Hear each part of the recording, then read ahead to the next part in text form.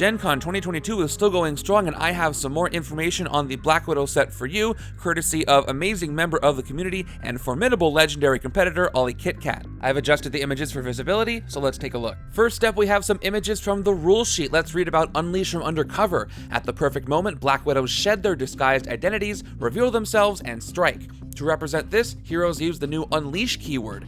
When an effect says to unleash a hero from Undercover, return that hero from your victory pile to your hand. If you have several cards Undercover with a trigger like, when you fight a villain, you may unleash this card from Undercover, fighting one villain is enough to unleash any number of those cards. When you unleash a hero back to your hand, you can play that hero on that same turn as normal. At the end of your turn, it will go to your discard pile as normal. It doesn't return to your victory pile unless an effect tells the card to go Undercover again. If you unleash cards based on fighting villains or the Mastermind, you can do the unleash effects and or fight effects from that enemy in any order. Wow, so I can imagine a huge amount of unleash heroes in your victory pile, and then you can, wow, unleashing a whole bunch is going to feel really cool. A really neat way to use Undercover differently. So this does not work, and in fact, it works against shield level, because if you take things out of Undercover, you no longer have the shield level, but I don't think this set has shield level, so if you're mixing this with the shield expansion, you're going to have to pick and choose, but a really cool variant on what you can do with heroes Undercover.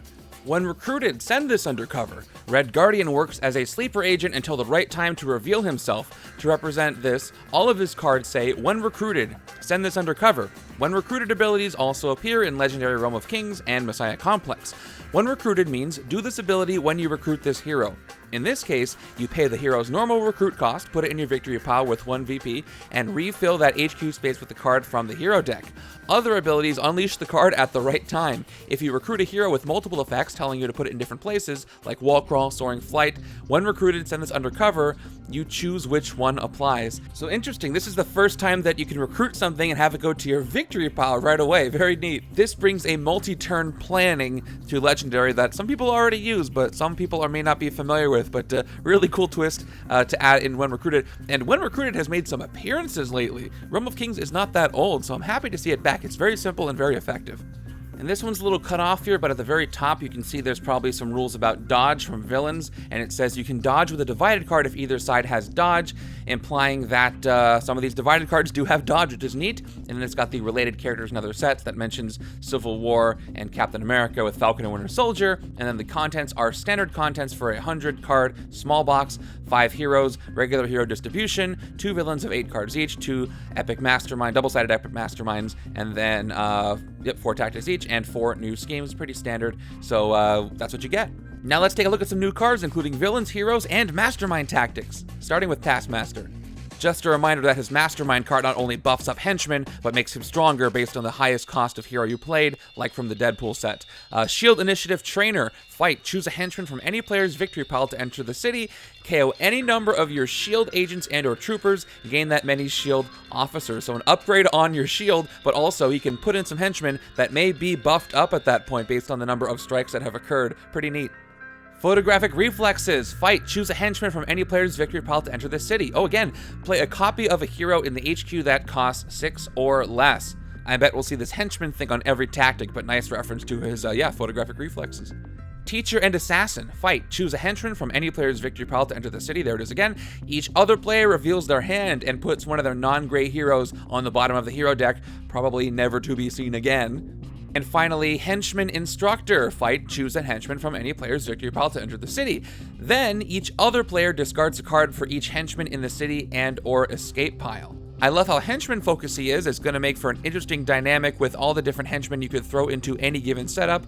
And they're going to keep coming back into the city, I guess. So even if you've buffed them up to 7 or 8 and you took them out, they're going to come back. So try to hit them early, I guess. Now let's look at a couple of the new villains. Here's our first look at Taskmaster. As always, leads group Taskmaster's Thunderbolt, starting with Joystick, a 3-attack villain worth 2 VP. Ambush. Choose a henchman from any player's victory pile to enter the city. Get in her way and you'll be the one getting played. More henchman mechanics, I'm sure we're going to see more of that. And here's Bullseye. This is actually the 4th villainous appearance of Bullseye in Legendary. He has villain cards in Streets of New York from Dark City, CSA Special Marshals from Civil War, and Dark Avengers as Dark Hawkeye from Revelations. He also has an ally or hero set in Villains, so he's referencing some of those cards here in his 5th appearance technically in Taskmaster's Thunderbolts. He has 4+ attack and a VP value of 3. Ambush, choose recruit or attack, then reveal the top card of the hero deck. If it has that icon, Bullseye captures it and gets plus attack equal to that hero's cost. Fight, the player of your choice gains the captured hero and escape KO that hero. So no henchman stuff here, just pure Bullseye. Can't get enough of that. Now, while we don't know the second mastermind, we know the second villain group, and it is Elite Assassins. Let's take a look at a couple of those villains. Starting with Iron Maiden, 4+ attack and a VP value of 2. Dark Memories, Ambush. Each player must send one of their non-gray heroes undercover. Fight. Each player may unleash one of their heroes from undercover. So I'm guessing we're going to see some undercover and unleash effects in this particular villain group.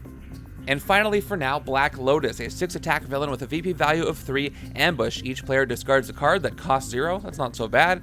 Fight. You get +3 recruit. Simple effects, but a high attack. I like the simplicity there. Look forward to finding out who else is in the Elite Assassins. Now let's take a look at a few more hero cards. Here's Red Guardian's other common, Sleeper Agent, a covert card, 2 recruit, and a cost of 3. When recruited, send this undercover. When you fight a villain, you may unleash this card from undercover, like we saw in the rule sheet, and then covert, draw a card. Pretty good card to have. This is one you can bring out at the right time, and it says you may, unleash this card from undercover, so you can leave him there until you fight a villain at the right time. This would be tricky against Taskmaster because a henchman is a villain, but he buffs them up, making it harder to get access to pulling him out of undercover whenever you want. And Champion of the Winter Guard, Red Guardian's rare, a covert card, 4+ attack and a cost of 8. Kind of hard to read, so follow with me. When recruited, send this undercover. When a scheme twist is completed or you play your 3rd covert hero in a turn, you may unleash this card from undercover. And the effect is covert. You get +2 attack for each other covert hero you played this turn.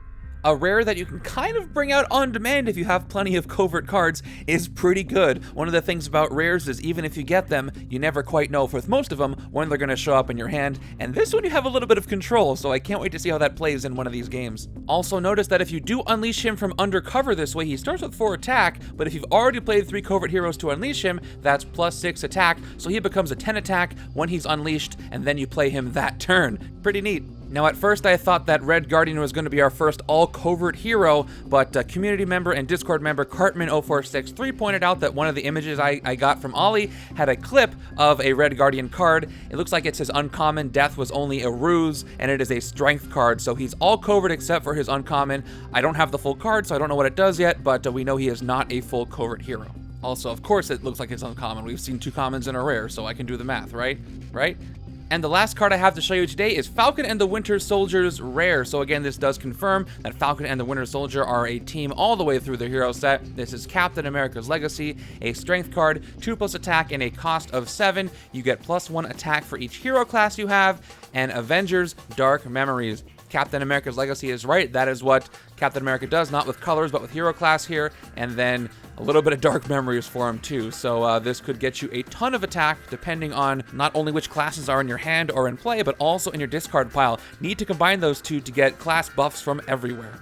And that's it for now. By the way, if you want to look at all these cards at once all together, check out the link in the description for the card gallery that I've put together. Also, there's going to be more information, I'm sure, coming out. Upper Deck is still at Gen Con, and if there is more, I'll bring it to you here. Make sure to subscribe for that, and I will see you then. Take care, everybody.